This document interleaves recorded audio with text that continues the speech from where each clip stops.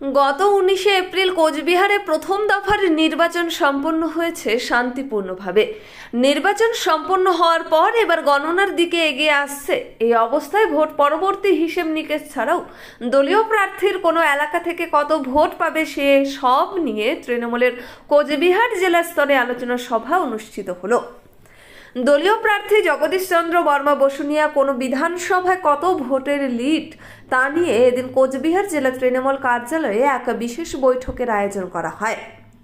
বৈঠকে পৌরোহিত করেন জেলা তৃণমূল সভাপতি অভিজিৎ দে ভৌমিক। এদিনের এই বৈঠকে উপস্থিত ছিলেন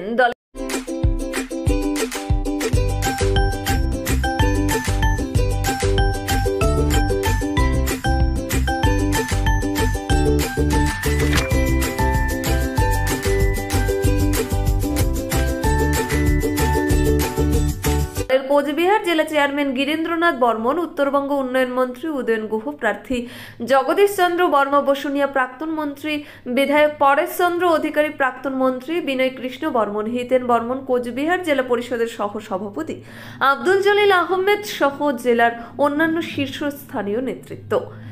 অভিজিৎ দে ভৌমিক দাবি করে বলেন যে এভাবে আপনার শহরেই এখন দিনহাটা ওয়াশিং পয়েন্ট, আপনার গাড়িকে আবার নতুন করে তুলতে আমরা হাজির হয়েছি। গাড়ি ও বাইকের ফোম ওয়াশ ও পালিশ করা হয়। গোসানি রোড, ওয়ার্ড নম্বর 16, কৃষি মেলার কাছে। মোবাইল নম্বর 8167627445 অথবা 8759471352। মানুষের রায় আমাদের পাশে রয়েছে, তাতে কমপক্ষে 1 লক্ষ ভোটে জয়লাভ করবে তৃণমূল কংগ্রেস প্রার্থী। যদি বা বিতর্ক পেছন ছাড়ছে না শাসক দলের। এদিনের বৈঠকে উপস্থিত ছিলেন না কোচবিহার জেলা যুব সংগঠনের সভাপতি কমলেশ অধিকারী কিংবা যুব সংগঠনের কোনো প্রতিনিধি, এমনকি দেখা মেলেনি তৃণমূল কংগ্রেসের মুখপাত্র, উত্তরবঙ্গ রাষ্ট্রীয় পরিবহন সংস্থার চেয়ারম্যান, কোর কমিটির সদস্য পার্থপ্রতিম রায়ের। স্বভাবতই প্রশ্ন উঠছে, তাহলে কি আবার গোষ্ঠীকন্দল তৈরি হচ্ছে দলের ভেতরে? যদিও কমলেশ অধিকারী জানিয়েছেন রাজনৈতিক কারণে জেলার বাইরে থাকার জন্য তিনি অংশগ্রহণ করতে পারেননি, তবে পার্থপ্রতিম রায়ের কোনো প্রতিক্রিয়া পাওয়া যায়নি। তৃণমূল প্রার্থী জগদীশ চন্দ্র বর্মা বসুনিয়া বলেন, আমি দলীয় প্রার্থী হিসেবে প্রতিদ্বন্দ্বিতা করার পর দলের সর্বস্তরের কর্মীরা যেভাবে মাটি কামড়ে লড়াই করেছে এবং নিজেদের সম্মান বাঁচানোর জন্য, সেজন্য আমি তাদেরকে আন্তরিকভাবে ধন্যবাদ জানাই। কোচবিহারে এবার সর্বাধিক ভোটে জয়ী হব। বিভিন্ন gastric, kidney stone, migraine, sugar, paralysis, spondylosis, Baat ব্যথা, বিভিন্ন জটিল পুরাতন রোগে ভুগছেন? ইউনানি ফিজিশিয়ান ডাক্তার আলতাফ হোসেন সমস্ত সমস্যার 100% সমাধানে চিকিৎসা করছেন প্রতি সোমবার ও বৃহস্পতিবার দুপুর 2টা থেকে 6টা পর্যন্ত।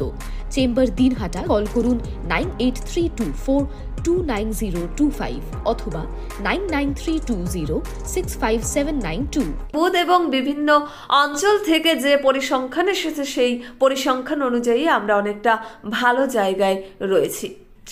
ন্যাশনাল ফেম অ্যাওয়ার্ডে সম্মানিত দিনহাটার ইংরেজি মাধ্যম স্কুল শেমরক ফ্লোরেট। শিশু বন্ধুত্বপূর্ণ পরিবেশ বান্ধব এই স্কুলে ইংরেজি শেখার ওপর বিশেষ নজর। An idea school to make the students ideal. Godhuli বাজার, দিনহাটা। ইংরেজি শেখার ওপর বিশেষ নজর দেওয়া হয়। শেমরক ফ্লোরেট স্কুল, গোথুলি বাজার, দিনহাটা। মোবাইল নম্বর 9635669499।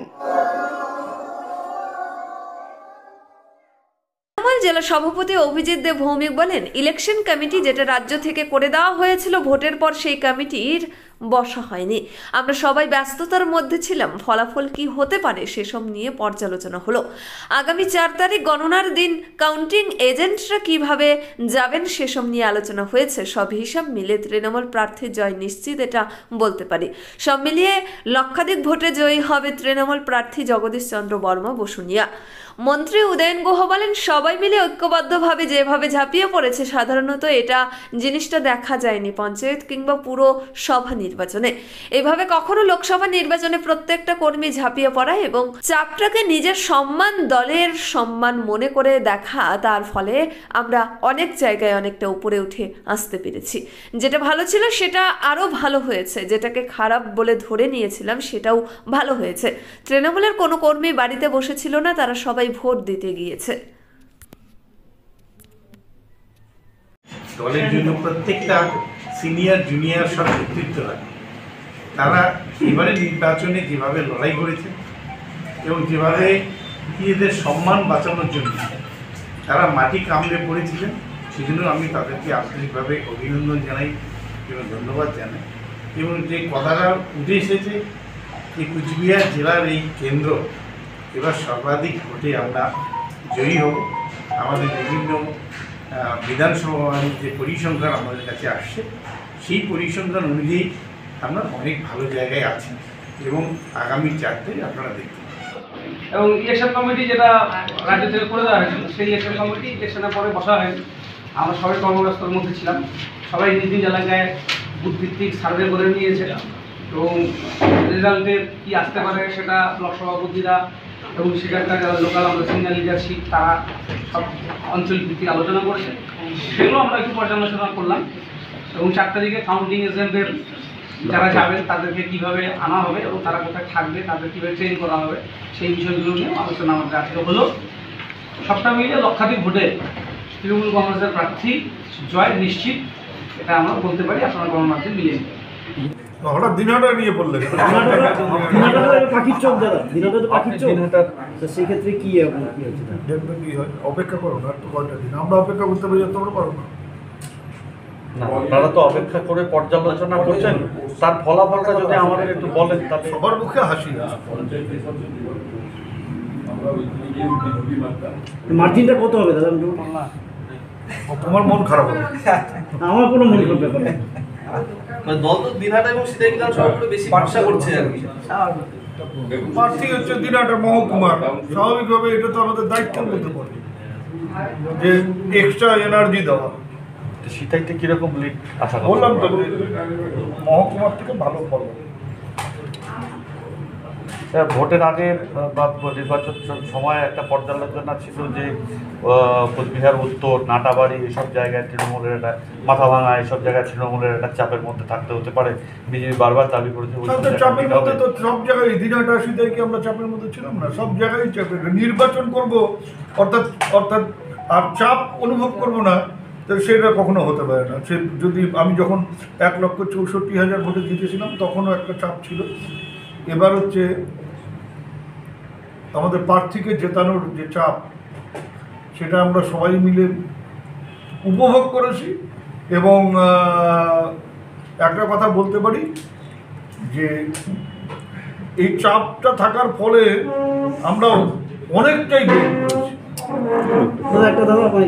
এবং ঐক্যবদ্ধভাবে সবাই মিলে যেভাবে ঝাঁপিয়ে পড়েছে। সাধারণত এই জিনিসটা দেখা যায় পঞ্চায়েত নির্বাচনে বা পৌরসভা নির্বাচনে, শহরের ক্ষেত্রে পৌরসভা নির্বাচনে, গ্রামের ক্ষেত্রে পঞ্চায়েত নির্বাচনে। এইভাবে কখনো লোকসভা নির্বাচনে প্রত্যেকটা কর্মী ঝাঁপিয়ে পড়া এবং এই যে বললাম যে ওই চাপটাকে নিজের সম্মান, দলের সম্মান এইভাবে করে নিয়ে দেখা, তার ফলে আমরা মানে অনেক জায়গায় অনেকটা উঠে আসতে পেরেছি। যেগুলো ভালো ছিল সেটা আরও ভালো হয়েছে, যেটাকে আমরা খারাপ বলে ধরে নিয়েছিলাম সেটাকে ভালো জায়গায় নিয়েছি।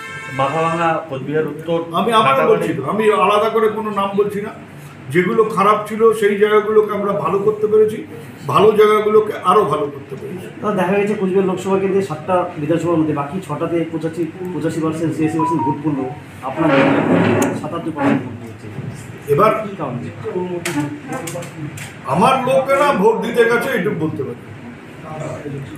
মানে তৃণমূলের লোকেরা কেউ বাড়ি বসেছিল না, বা একেবারে যাদের কোনো সমস্যা ছিল না তারা সবাই ভোট দিতে গেছে, এইটুকু বলতে পারি। তারপরে কি পার্সেন্টেজ হবে সে তো সবার দায়িত্ব আমরা নিতে পারি না, কিন্তু আমরা বলতে পারি যে আমাদের ভোটারদের আমরা বাড়ির থেকে বের করে নিয়ে এসে ভোট। আমরা বলছেন বিরোধীরা ভোটটা কম দিয়ে। আমি কারণ কে এসছে না এসছে আমার দেখার দরকার নেই। আমার কোনো ভোটার জানা আছে যে অমুক ভোটারটা বাড়িতে আছে, অমুক ভোটারটা সুস্থ আছে, কিন্তু সে ভোট দিতে আসেনি, এইরকম কোনো ঘটনা ঘটেনি। আমরা প্রত্যেকটা লোককে খুঁজে খুঁজে বারবার দেখে দেখে তাদেরকে ভোট কেন্দ্রে নিয়ে এসে তারা যাতে ভোট দেয় সেই ব্যবস্থা আমরা করেছি। কাজেই পার্সেন্টেজ নিয়ে আমাদের কোনো মাথা ব্যথা নেই। বিধানসভা তো আপনার হাতে তালুর মধ্যে চেনা, কত লিড করবে মোটামুটি? আমি এখন কিচ্ছু বলছি না, যা বলার 4 তারিখে দেখতে পারবে। ভালো হবে এটুকু বলতে পারি।